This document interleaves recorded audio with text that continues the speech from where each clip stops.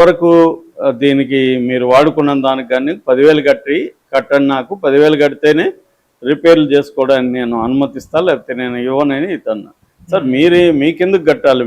ఇది మేము వేసుకున్నది, మేము ఎప్పటి నుంచో వాడుకుంటున్నాము, జనాలకు కూడా ఇస్తున్నాము, మేమెందుకు మీకు కట్టాలనేది వాళ్ళు ప్రశ్నించారు. నన్నే ప్రశ్నిస్తారా కొడకలారని వాళ్ళ మీదకి దాడికి వెళ్ళారు. ఇది చూసి ఇంట్లో నుంచి భార్య వచ్చింది, ఏమైపోతుంది మన హస్బెండ్ కొడుతున్నారని ఆమె వచ్చి ఆపడానికి ట్రై చేస్తుంది, ఆమెను కూడా కొట్టారు. సో దాంతో వీళ్ళు గట్టిగా కేకలేసాడు, జనం వచ్చారు, ఈ లోపల వీళ్ళు వచ్చి సర్దారు. దాంతో వీళ్ళు గాయాలైనాయి. గాయాలతో వీళ్ళు నగరపాలెం పోలీస్ స్టేషన్కి వెళ్ళి సిఐని కలిశారు. సార్ ఇలాగ కొట్టారు సార్, ఇలాగంటే ఎవరు కొట్టారంటే ఇలాగ వెంకటరమణమూర్తి కొట్టారు అని చెప్తే, అయితే మీరు గవర్నమెంట్ హాస్పిటల్కి వెళ్ళి వైద్యం తీసుకొని కేసు షీట్ దిండి అప్పుడు చేస్తాను, నేను ఎఫ్ఐఆర్ అప్పుడు చేస్తాను అన్నాడు. వీళ్ళు గవర్నమెంట్ హాస్పిటల్కి వెళ్ళారు, అక్కడ లేట్ అయింది. ఇవన్నీ అయినాక వాళ్ళ కాన్ఫిడెన్స్ పోయింది. సరేలే ఇంకా కేసు పెట్టి ఎందుకు, అయిపోయింది గమ్మున మనం ఉందాము అనుకొని వచ్చేసారు ఇంటికి. అంటే వాళ్ళు ఏమనుకున్నారంటే కేసు అయ్యి మళ్ళీ వాళ్ళకి పెద్దదయ్యి గొడవ ఎందుకులే, అక్కడ పోలీసులు కూడా సరిగ్గా మనకి ట్రీట్మెంట్ ఇవ్వట్లేదు అని చెప్పి వాళ్ళు సైలెంట్ అయిపోదాంలే అనుకొని వచ్చారు. వాళ్ళు ఇంకా గొడవ ముగిసిపోయింది అనుకున్నారు, కానీ ముగిసిపోలేదు. రాత్రి 8:30 గంటలకి ఈ వెంకటరమణమూర్తి ఇంకొక 9 మందిని కలిసి అక్కడికి వచ్చాడు. అందులో ఒక ట్రాన్స్జెండర్ వెంకటేష్ అలియాస్ మాధవి. ఆ ట్రాన్స్జెండరు వచ్చి మళ్ళీ ఇంట్లో వాళ్ళని లాగి కొట్టడం మొదలుపెట్టారు. ఫస్ట్ ఏమో వీళ్ళ అబ్బాయిని, పెద్ద కొడుకుని వైరు బిగించి చంపడానికి ట్రై చేస్తే అతను గట్టి కేకలేసి మిగతా జనం వచ్చేసరికి అది వదిలేశారు. దాని తర్వాత ఈ ట్రాన్స్జెండర్ వెళ్ళి, మాధవ్ అనే ట్రాన్స్జెండర్ వెళ్ళి ఆమెను, ఈ పద్మాన్ని పట్టుకొని ఆమెని భయంకరంగా కొట్టి బట్టలన్నీ ఇప్పేశారు, చించేశారు, లాగేశారు. ఆమె న్యూడ్గా అయిపోయింది. ఇదంతా కూడా సీసీటీవీలో రికార్డ్ అయింది. సో మిగతా లేడీస్ చుట్టుపక్కల వచ్చి వాళ్ళు బట్టలు కప్పారు అక్కడ.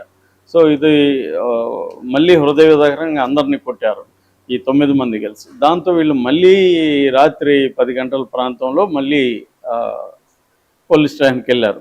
వెళ్తే సేమ్ చెప్పారు, మీరు వెళ్ళి ముందు హాస్పిటల్కి వెళ్ళి అక్కడ వైద్యం చేసుకుని కేసు షీట్ తండి అని మళ్ళీ చెప్పారు. సో వీళ్ళకి ఇంకా ఏం చేయాలో తెలియక మళ్ళీ హాస్పిటల్కి వెళ్ళారు. వెళ్తే అక్కడ అర్ధరాత్రి దాటేసింది, అవన్నీ అయిద్దాం, ఇప్పుడేం పోలీస్ స్టేషన్కి వెళ్తాంలో అని వచ్చేసారు. మార్నింగ్ వెళ్ళి అక్కడ ఎమ్మెల్యే మాధవ్కి చెప్పారు, ఇలా జరిగిందంటే నేను చూస్తానని చెప్పింది, కానీ ఏమీ చర్యలు తీసుకోలేదు.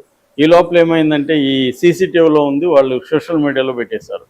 అది వైరల్ అయిపోయింది. వైరల్ అయిపోయి అందరూ గగ్గోలు పెట్టడం మొదలుపెట్టారు. సో వీళ్ళు పైగా వడ్డీరా కులం అనమాట, కూలీ పనులు చేసుకునే వాళ్ళు. ఇతను అప్పుడప్పుడు తాపీ పని కూడా చేస్తుంటాడు. సో దీంతో అది ఎప్పుడైతే వైరల్ అయిందో వైసీపీ వాళ్ళు రంగంలో దిగి దీన్ని ఇంకా వైరల్ చేయడం, చూడండి ఎలా ఉందో తెలుగుదేశం వాళ్ళ దౌర్జన్యాలు, తెలుగుదేశం వాళ్ళు దౌర్జన్యాలు చేస్తుంటే పోలీసులు కేసులు పెట్టట్లేదు, అదే వైసీపీ వాళ్ళు ఏమీ చేయకపోయినా కేసులు పెడుతున్నారు, రావణ్ లాంటి వాళ్ళు ఏదో మాట్లాడిన దానికే అతని మీద ఊపా పెట్టారు, వీళ్ళు మాత్రం దాడులు చేస్తున్నా కూడా పోలీసులు కేసు తీసుకోవడానికి, ఎఫ్ఐఆర్ నమోదు చేయడానికి కూడా ఇష్టపడలేదు. ఈ కైండ్ ఆఫ్ వచ్చేసరికి అప్పుడు రంగంలో ఎదిగాల్సి వచ్చింది. చంద్రబాబు రంగంలో ఎదిగి నేను తీవ్రంగా కలత చెందాను ఈ విషయం మీద అని చెప్పి ఇమ్మీడియట్గా చర్యకు ఆదేశించారు. దాంతో ఎస్పీ జిందాల్ రంగంలో దిగి ఆ సిఐని విఆర్కి పంపించారు. విఆర్ అంటే వేకెన్సీ రిజర్వ్కి పంపించారు. దాని మీద డిపార్ట్మెంటల్ ఎంక్వైరీకి కూడా ఆదేశించారు. వీళ్ళ దగ్గర ఎఫ్ఐఆర్ నమోదు చేసుకొని ఈ 9 మంది మీద కేసు పెట్టి కోర్టుకు పెట్టారు. కోర్టు ఈ 9 మందిని రిమాండ్కి పెట్టింది. అందులో ఈ మల్లెల వెంకటరమణమూర్తిని పార్టీని సస్పెండ్ చేస్తున్నట్టు కూడా పార్టీ ప్రకటించింది, తెలుగుదేశం పార్టీ. ఇది బేసిక్గా జరిగింది. అయితే జగన్ కూడా దీని మీద ఇచ్చాడు. మామూలుగానే ఒక ప్రతిపక్షం ఎలా ఇట్లాంటి విషయాల మీద రెస్పాండ్ అవుతుందో అలాగే జగన్ అయ్యాడు. అయితే ఓవరాల్గా మనకు అర్థమైంది అంటే, మన ఎప్పటి నుంచో కూడా అర్థమవుతున్నది ఏమంటే, పోలీసులకి మీరు చట్ట వ్యతిరేకంగా బిహేవ్ చేసే అధికారాలు ఇచ్చేస్తే, అంటే పౌరులు కూడా ఎలా తయారంటే ఎవరైనా ఎన్కౌంటర్ చంపేమని వెళ్ళి అడగడం, వాళ్ళని పబ్లిక్గా కొడితే ఇంకా కొట్టండి అని చెప్పడం, కొట్టకపోతే ముద్దు పెట్టుకుంటారనడం, వీళ్ళే మాట్లాడడం అనేది వాళ్ళకి ఒక లైసెన్స్ ఇచ్చినట్టుగా అవుతుంది. అందుకనే సుప్రీంకోర్టే పోలీసుల్ని లైసెన్స్ ఉన్న గూండాలు అభివర్ణించింది. అంటే వీళ్ళు పోలీసులైనా ఎవరైనా ఈ దేశంలో రాజ్యాంగానికి కట్టుబడి ఉండాలి, చట్టాలకు లోబడి ఉండాలి, దాని ప్రకారమే వాళ్ళు ట్రీట్ చేయాలి. అట్లా కాకుండా గవర్నమెంటే మంత్రులే వాళ్ళని సపోర్ట్ చేశారు. తెనాల్లో ఫర్ ఎగ్జాంపుల్ పబ్లిక్గా సిఐ కాళ్ళ మీద కొడుతుంటే దాన్ని సాక్షాత్తు హోంమంత్రే సపోర్ట్ చేస్తూ మాట్లాడితే ఇంకా పోలీసులు రెచ్చిపోకుండా ఉంటారా? మరి అదే సిఐ రాసలీలని ఈ మధ్య ఒక వీడియో తిరుగుతుంది, మరి ఆయన మీద ఏం చర్య తీసుకున్నారు? కాబట్టి ఏంటంటే పబ్లిక్గా కొట్టే హక్కు పోలీసులకి ఎవరికి లేదు. వాళ్ళు ఏమన్నా ఉంటే కేసు బుక్ చేయాలి, కోర్టులో ప్రూవ్ చేయాలి, కేసుని శిక్ష పడేటికి చేయాలి. పబ్లిక్గా కొట్టడానికి అతనెవడు? ఇదేమన్నా మీడియోల పీరియడ్లో ఉన్నామా, లేకపోతే మనం గల్ఫ్ దేశాల్లో ఉన్నామా? కంటికి కన్ను పంటికి పన్ను అనేది. సో దాన్ని హోంమంత్రే సపోర్ట్ చేస్తే ఇంక పోలీసులు రెచ్చిపోతారు కదా. సో రెండోది, తెలుగుదేశం వాళ్ళకి కూడా ఏమర్థం అవుతుంది, మనం ఎవరినైనా కొట్టినా కూడా ఏం కాదు, పోలీసులు మన వైపు ఉంటారు, పోలీసులు కేసు తీసుకోరు. మామూలుగా అయితే ఎవరు కేసు ఏ పోలీస్ స్టేషన్లో పెట్టినా ఆ పోలీస్ స్టేషన్ పరిధిలోకి రాకపోయినా 0 ఎఫ్ఐఆర్ అని ఉంటుంది. అసలు ఈ మధ్య కాలంలో బిఎన్ఎస్ తర్వాత ఈఎఫ్ఐఆర్ కూడా పెట్టారు. ఆన్లైన్లో కూడా మనం కంప్లైంట్ చేస్తే ఎఫ్ఐఆర్ తీసుకోవాలి. సో పైగా వీళ్ళకి ప్రైమఫేసి ఎవిడెన్స్ ఉంది, దెబ్బలు తగిలి ఉన్నాయి, పక్కన సాక్ష్యాలు చెప్పేవాళ్ళు ఉన్నారు, తీసుకెళ్లారు. వీళ్ళు ఎంత ఉన్నప్పుడు కూడా కేసు పెట్టడానికి ముందు హాస్పిటల్కి వెళ్ళవు, వాళ్ళు హాస్పిటల్కి తీసుకెళ్ళాలి. వీళ్ళని పోలీసులు కేసు నమోదు చేసుకొని దగ్గరుండి వీళ్ళని హాస్పిటల్కి తీసుకెళ్ళి మెడికల్ సర్టిఫికేట్ అవన్నీ కూడా వీళ్ళు ప్రొక్యూర్ చేయాలి. అది కాకుండా నెగ్లిజెన్స్, మీరు హాస్పిటల్కి వెళ్ళి కేసు ఏంటంటే అది ఖచ్చితంగా దోషుల్ని కాపాడడానికి పోలీసులు తెలుగుదేశం వాళ్ళు కాబట్టి మనం కేసు వద్దు. అదే వైసీపీ వాళ్ళు ఈ దాడి చేస్తుంటే ఇమీడియట్ కేసులు పెట్టి అరెస్టులు చేస్తుండేవాళ్ళు. సో ఈ ధోరణి చంద్రబాబు కూడా ఇబ్బంది. చంద్రబాబు స్పందిస్తున్నాడు కానీ అప్పటికే లేట్ అయిపోతుంది. ఎందుకంటే చంద్రబాబు దృష్టికి వెళ్ళే లోపలే ఇక్కడ డ్యామేజ్ జరిగిపోతుంది. సాయికృష్ణ కేసులో అదే జరిగింది. చంద్రబాబు స్పందిస్తున్నాడు, మంచిదే, ఎమ్మెల్యే మాధవ్ కూడా స్పందించిందని చెప్తున్నారు, అంతవరకు ఓకే. కానీ ఆల్రెడీ డ్యామేజ్ని ఎలా ముందే పసిగట్టలేకపోతున్నారు, పోలీస్ వ్యవస్థని ఎందుకు సరిగ్గా పనిచేసే విధంగా చూడలేకపోతున్నారు అన్న యాంగిల్లో చూసుకున్నప్పుడు ఈ ప్రభుత్వం ఇంకా అప్రమత్తంగా ఉండాలి. పోలీసులకి విపరీతమైన అధికారాలు ఇచ్చేయకూడదు. ఎప్పుడు పోలీసులకి విపరీతమైన అధికారాలు ఇచ్చినా వాళ్ళు రెచ్చిపోతారు. ఎవరైనా హ్యూమన్ బీయింగ్స్. మనకు కూడా ఇప్పుడు కొట్టుకుంటే కేసులు లేవురా మీరు అని చెప్పారనుకో, అందరూ కొట్టుకుంటారు కదా. మన ట్రాఫిక్లో తల్లబగలు కొట్టుకుంటారు అందరూ. కేసులకు భయపడి పోలీసులకు భయపడే కదా మనం కోపం వచ్చినా తిట్టుకొని లోపల తిట్టుకోను పైకి తిట్టుకోను గమ్మున ఉంటాం. లేకపోతే కారు దిగి మనం కొడతాం, లేకపోతే బైక్ దిగి వాడు కొడతాడు, లేకపోతే లారీ వాడు కొడతాడు. ఎవరికి వాళ్ళు కొట్టుకొని చచ్చిపోతారు. లా అండ్ ఆర్డర్ అనేది ఉండదు. సో ఇది ఉండాలంటే పోలీసులకి ఆ భయం అనేది గవర్నమెంట్స్ పెట్టాలి. ఇప్పుడు ఇతను వీఆర్లో పెట్టారు. వీఆర్ అంటే ఏమిటి? వ్యాకెన్సీ లేదు, 2 రోజులు ఉంటారు మళ్ళీ తీసుకుంటారు. ఏమొస్తుంది? అతనికి పనిష్మెంట్ కాదు కదా. అతను మీద గట్టి చర్యలు తీసుకొని పోలీసులు ఇప్పుడు కొట్టిన దానికి అతని మీద కేసు పెట్టి అరెస్ట్ చేయాలి మామూలుగా అయితే. అదే నేను అలాగా ఎవరన్నా నడివీధిలో కాళ్ళ మీద కొడితే రౌడీ బాగొట్టను అంటారా? నన్ను అరెస్ట్ చేస్తారా? సో సివిలియన్కి ఒక రూల్, పోలీస్కి ఒక రూల్ లేదు. ఇది గవర్నమెంట్ చేయకపోతే అది గవర్నమెంట్కి తలనొప్పిగా మారిపోతుంది. ఇప్పుడు చంద్రబాబు ప్రభుత్వం అదే ఎదుర్కొంటుంది. ఎప్పుడైతే పోలీసులకు లీనియన్స్ ఇస్తామో అది ప్రజల మీదకి వెళ్ళిపోతుంది, సాధారణ ప్రజలకి మీదకి వెళ్ళిపోతుంది. వెళ్ళిపోయినప్పుడు అది ప్రజల్లో వ్యతిరేకత వస్తుంది. అది లేటుగా పరిష్కరించిన చంద్రబాబు ఆయనకి రావాల్సిన పేరు రాదు. ముందుగానే దాన్ని ఎట్లా ప్రివెంట్ చేయాలి, పోలీసులకి ఎటువంటి గైడ్లైన్స్ స్ట్రిక్ట్గా చర్యలు తీసుకోకపోతే ఎవడో చెప్పిన మాట ఊరికే నాకు కలత చెందాను, నాకు బాధపడ్డాను, నేను సీరియస్ అయ్యాను, వార్నింగ్ ఇచ్చానంటే కుదరదు. యాక్షన్లోకి వెళ్ళాలి. ఆ యాక్షన్లోకి వెళ్ళడం అనేది సరిగ్గా జరగదు. మామూలుగా ఈ మధ్యకాలంలో ఆంధ్రప్రదేశ్లో పోలీస్ వైలెన్స్ బాగా పెరిగినట్టుగా తెలుస్తుంది. అంటే లాకప్ డెత్తులు, తర్వాత గాదె సాయికృష్ణ మిస్సింగ్, నడివీధులు కొట్టుతూ తీసుకెళ్లడాలు, ఇలాగా పోలీస్ వైలెన్సు, అక్రమ కేసులు పెట్టడం ఇవన్నీ పెరిగినాయన్న ఒక అభిప్రాయం అయితే జనాల్లో బలంగా పెరుగుతూ ఉంది.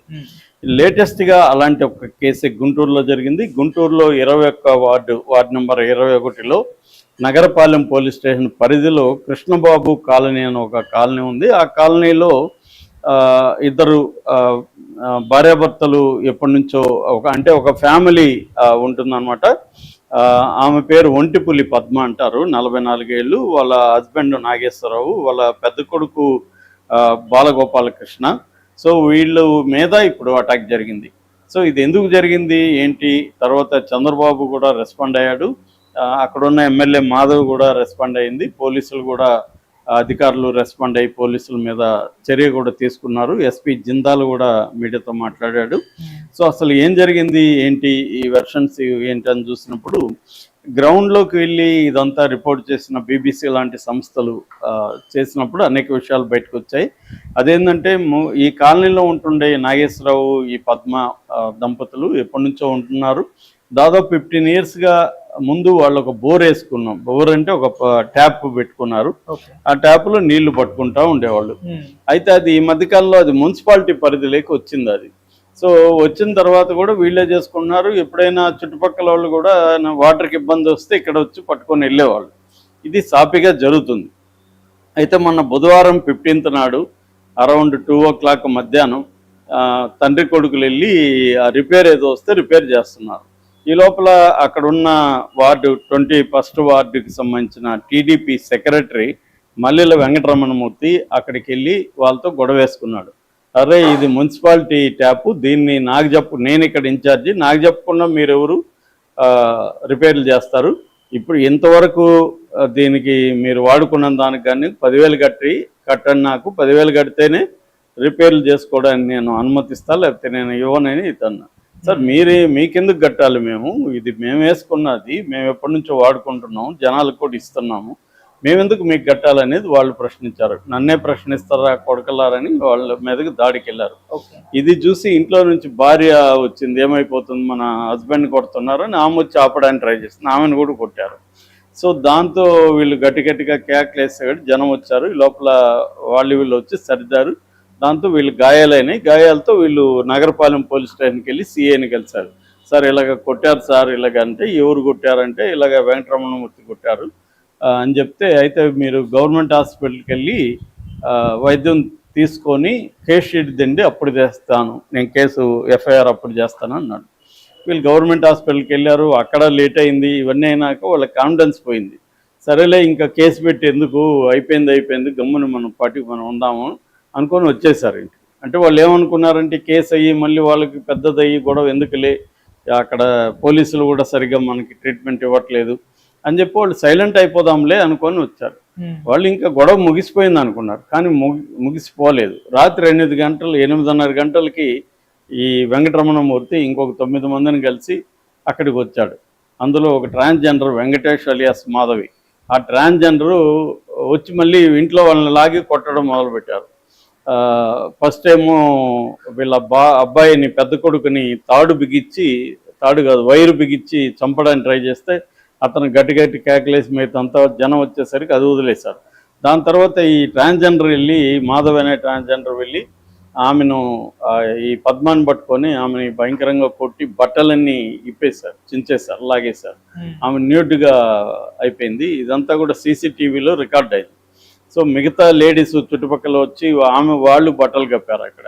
సో ఇది మళ్ళీ హృదయ విదారకంగా అందరినీ కొట్టారు ఈ 9 మంది కలిసి. దాంతో వీళ్ళు మళ్ళీ రాత్రి 10 గంటల ప్రాంతంలో మళ్ళీ పోలీస్ స్టేషన్కి వెళ్ళారు. వెళ్తే సేమ్ చెప్పారు, మీరు వెళ్ళి ముందు హాస్పిటల్కి వెళ్ళి అక్కడ వైద్యం చేసుకుని కేసు షీట్ తండి అని మళ్ళీ చెప్పారు. సో వీళ్ళకి ఇంకా ఏం చేయాలో తెలియక మళ్ళీ హాస్పిటల్కి వెళ్ళారు. వెళ్తే అక్కడ అర్ధరాత్రి దాటేసింది, అవన్నీ అయిద్దాం, ఇప్పుడేం పోలీస్ స్టేషన్కి వెళ్తాంలో అని వచ్చేసారు. మార్నింగ్ వెళ్ళి అక్కడ ఎమ్మెల్యే మాధవ్కి చెప్పారు, ఇలా జరిగిందంటే నేను చూస్తానని చెప్పింది, కానీ ఏమీ చర్యలు తీసుకోలేదు. ఈ లోపల ఏమైందంటే ఈ సీసీటీవీలో ఉంది, వాళ్ళు సోషల్ మీడియాలో పెట్టేశారు. అది వైరల్ అయిపోయింది. వైరల్ అయిపోయి అందరూ గగ్గోలు పెట్టడం మొదలుపెట్టారు. సో వీళ్ళు పైగా వడ్డీరా కులం అనమాట, కూలీ పనులు చేసుకునే వాళ్ళు. ఇతను అప్పుడప్పుడు తాపీ పని కూడా చేస్తుంటాడు. సో దీంతో అది ఎప్పుడైతే వైరల్ అయిందో వైసీపీ వాళ్ళు రంగంలోకి దిగి దీన్ని ఇంకా వైరల్ చేయడం, చూడండి ఎలా ఉందో తెలుగుదేశం వాళ్ళ దౌర్జన్యాలు, తెలుగుదేశం వాళ్ళు దౌర్జన్యాలు చేస్తుంటే పోలీసులు కేసులు పెట్టట్లేదు, అదే వైసీపీ వాళ్ళు ఏమీ చేయకపోయినా